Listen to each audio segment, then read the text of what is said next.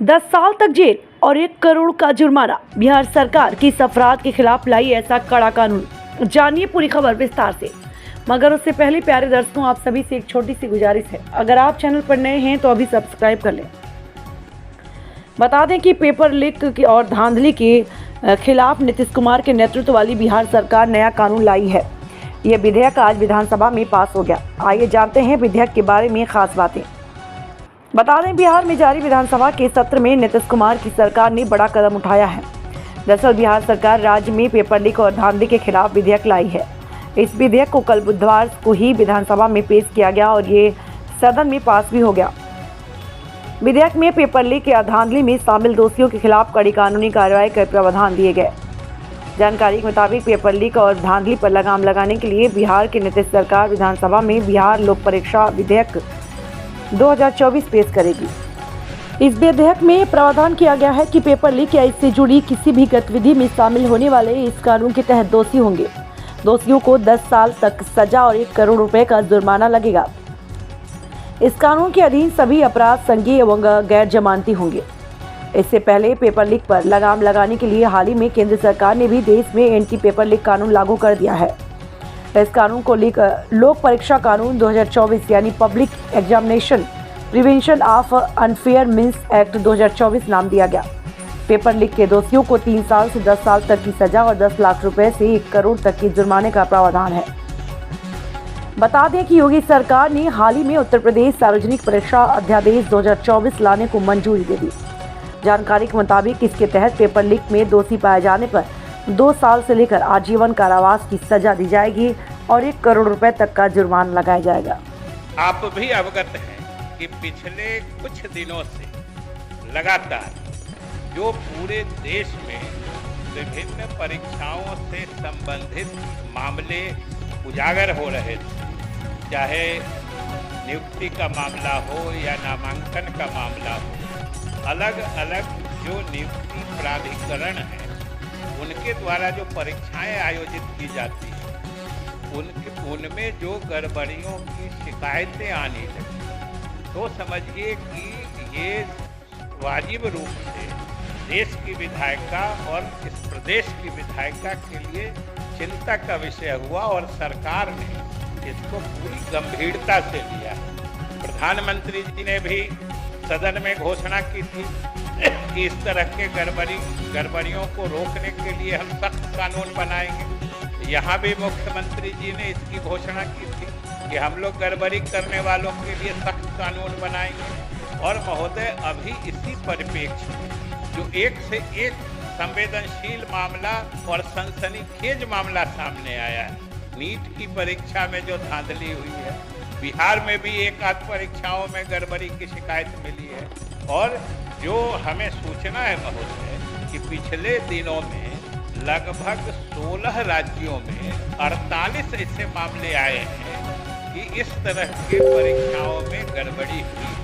स्वाभाविक रूप से केंद्र सरकार और राज्य सरकार की चिंता इस संबंध में बढ़ी हुई और इसी परिप्रेक्ष्य में अभी पिछले महीने में केंद्र सरकार ने एक कानून बनाया कि लोक परीक्षा अनुचित साधन निवारण अधिनियम केंद्र सरकार ने बनाया और उसमें राज्य सरकारों से अपेक्षा की गई कि इसके आधार पर, क्योंकि सभी परीक्षाएं केंद्र सरकार या केंद्रीय एजेंसियां ही नहीं करती, बिहार के स्तर पर, राज्य के स्तर पर भी होता है, तो ये अपेक्षा की गई। और आज उसी परिप्रेक्ष्य में हम लोग ये बिहार लोक परीक्षा अनुचित साधन निवारण विधेयक हमने सदन में प्रस्तुत किया है। बहुत ये बात जरूर है कि इस संबंध में बिहार में एक बार प्रयास हुआ था।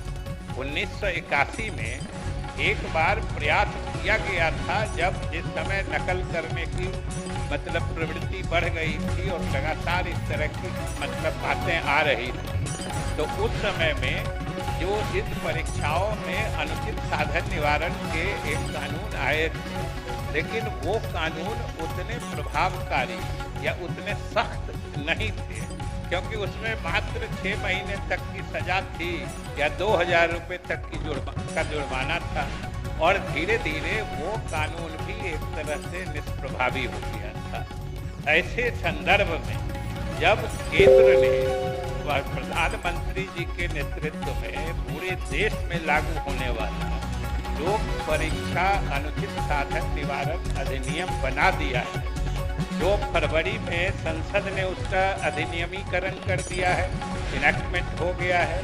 जुलाई से इसी महीने से वो कानून पूरे देश में जो केंद्रीय एजेंसियों द्वारा परीक्षाएं संचालित होती हैं उनमें लागू हो गया है। तो उसी के अनुसरण में जो अपेक्षा की गई थी राज्य सरकारों के द्वारा, तो आज ये हम लोग कानून बनाने के लिए इस विधेयक को हम लोग सदन में प्रस्तुत किए हैं। ये पहली दफा इस तरह के कृत्यों को अपराध की श्रेणी में डाल के अलग अलग ढंग से उनको सख्त से सख्त सजा देने का प्रावधान इसमें किया गया है बहुत। और इसमें जो अनुचित साधन जिसको अनफेयर मीन्स करते हैं उसको भी परिभाषित किया गया है और उसकी सूची महोदय बहुत लंबी है और उसमें हम समझते हैं सभी माननीय सदस्य सजग हैं।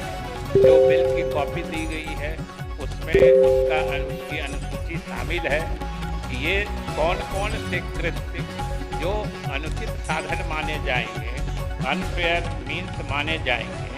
और महोदय इसमें अनेक तरह की जो अपराध है उसमें अनेक तरह की श्रेणियां भी हैं कि गड़बड़ी करने वालों की भी लगभग 3-4 श्रेणी मानी गई है कि एक तो जो व्यक्ति या व्यक्ति समूह अपने स्तर से कोई गड़बड़ी करता है तो वैसी हालत में उनको 3 से 5 वर्ष तक की सजा है और 10 लाख रुपए तक का जुर्माना है।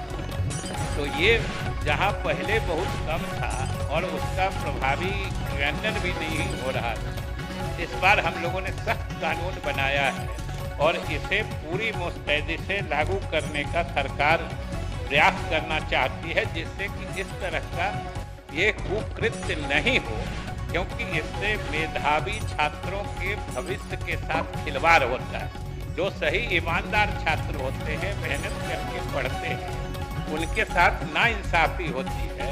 उसको रोकने के लिए ये सख्त कानून महोदय बनाया गया है। इसी तरीके से जो सर्विस प्रोवाइडर होते हैं, सेवा प्रदाता होते हैं, यानी कोई अगर नियुक्ति के लिए या नामांकन के लिए हम लोग कोई एजेंसी हायर करते हैं, किन्हीं की सेवा लेते हैं, तो वैसे सेवा प्रदाता के द्वारा अगर कोई महोदय गड़बड़ी की जाती है तो उसमें और अधिक सख्त कानून बनाया गया है और उनको 1 करोड़ रुपए तक के जुर्माना का प्रावधान किया गया है।